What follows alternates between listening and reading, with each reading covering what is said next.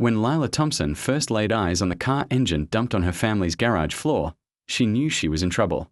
As the boss of the biggest auto repair shop in town, her dad could get away with most things, but his latest stunt might cost them everything. Mr. Hargrove, owner of Hargrove's Garage, was a man whose name struck fear in the hearts of many. Not only was he a millionaire, but he also ruled the town of Ashton with an iron fist. When he asked you to do something, you simply did it or faced the consequences.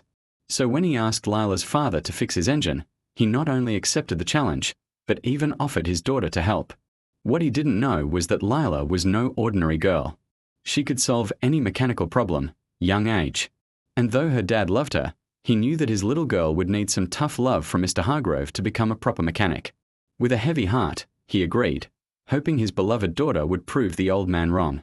As the big day arrived, Lila stood nervously beside her dad, trying to look confident. Mr. Hargrove stared at her as if she were dirt beneath his shoe. "Are you sure you know what you're doing?"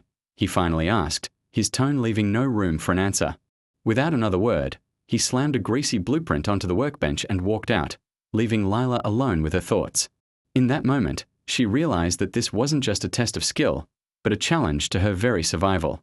As soon as she touched the engine, her fingers tingled as if guiding her. But after a few hours of silence, she had almost figured out the solution.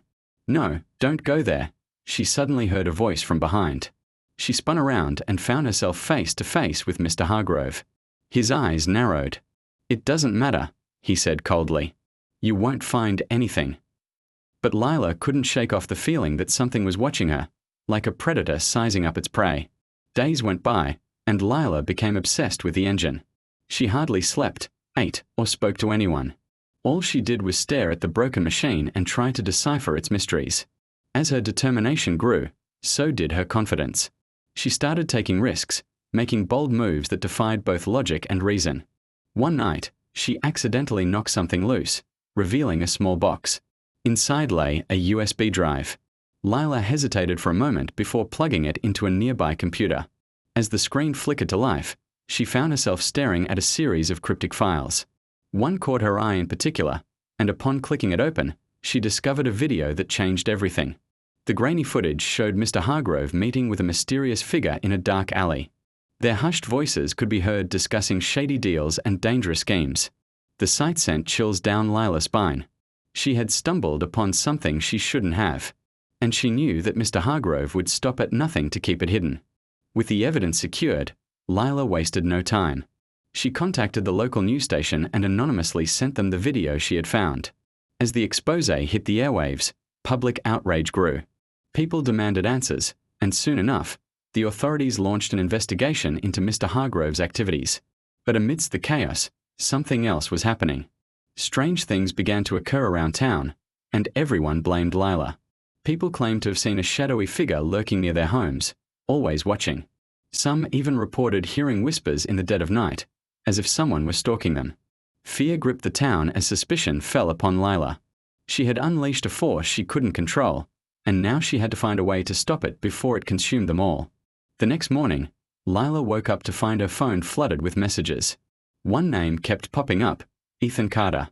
Curiosity got the better of her, and she decided to call him back. To her surprise, Ethan was the lead anchor at the local news station who had aired the expose on her father. They talked for hours about the recent events, sharing information and strategizing on how to protect themselves. By the end of the conversation, Lila realized that she had found an ally in this fight, someone who understood what she was going through and was willing to help. As days turned into weeks, Lila and Ethan worked tirelessly to uncover the truth behind the strange occurrences in town. They investigated every lead, no matter how small, determined to find a connection between Mr. Hargrove and the recent events. But as they dug deeper, they uncovered a conspiracy that reached far beyond their wildest imaginations. They discovered that Mr. Hargrove wasn't just involved in shady dealings, but he was also part of a secret society known as the Order of the Gear. The Order was dedicated to harnessing the power of ancient artifacts to control those around them. And according to rumors, Mr. Hargrove had stumbled upon one such artifact, an engine that held immense power and could bring untold destruction. As Lila and Ethan closed in on the truth, the stakes rose. The members of the Order of the Gear became increasingly desperate, resorting to more drastic measures to silence them. Car chases, Near accidents and threats became commonplace as they tried to intimidate the two investigators into backing off. But Lila and Ethan refused to be deterred. They knew that they were up against a powerful and dangerous enemy, but they were determined to win. Meanwhile, at Hargrove's garage, things were not going well. Ever since the expose, business had taken a nosedive and people stopped bringing their cars for repairs. Lila knew that her father was in trouble and that he was likely lashing out in ways she could imagine. Determined to put an end to this, she decided to confront him directly. She marched into his office, ready to face him, only to find something that shocked her. His desk was empty, as if he had vanished into thin air. But that was just the beginning. As she looked around the office, she noticed something odd. There were no pictures of his family or reminders of his life outside the garage. It was as if he had built the shop as a fortress to hide from the world. Suddenly, Lila felt a pang of sympathy for the man. Maybe he hadn't been born a monster, but had become one because of the choices he had made. But that realization didn't lessen the danger he posed. She knew that he was out there and that he was looking for a way to strike back. The final twist came when Lila and Ethan uncovered the true nature of the engine. It wasn't just a powerful artifact. It was sentient, capable of controlling those who dared to touch it. Once they realized this, they knew that they had to destroy it, even if it meant sacrificing their own lives. But it wasn't easy. The engine was protected by layers of security, both magical and technological. And each barrier tested their limits. They fought their way through booby traps, narrowly escaping explosions and facing creatures that seemed straight out of nightmares. Finally, they reached the core of the engine, where the source of its power lay dormant. As they prepared for the ultimate showdown, they knew that they had to be cautious. The fate of the town rested on their shoulders and they were about to let it slip away. Their battle with the engine raged, causing the ground to shake and the very fabric of reality to tear. But as they fought, they realized that they weren't alone.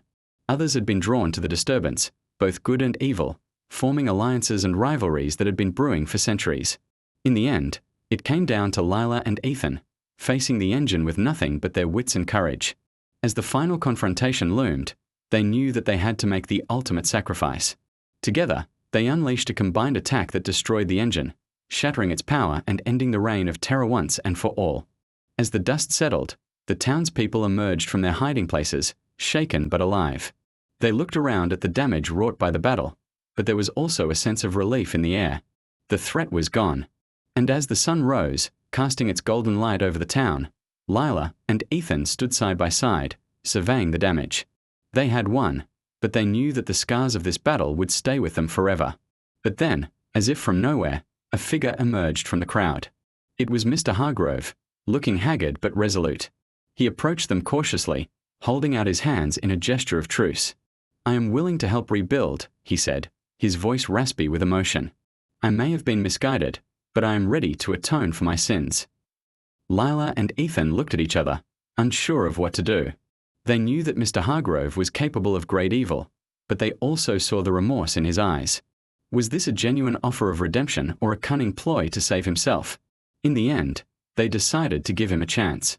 After all, the town needed all the help it could get. And besides, Lila couldn't bear the thought of her father ending up behind bars for his crimes. Together, they set about the task of rebuilding the town.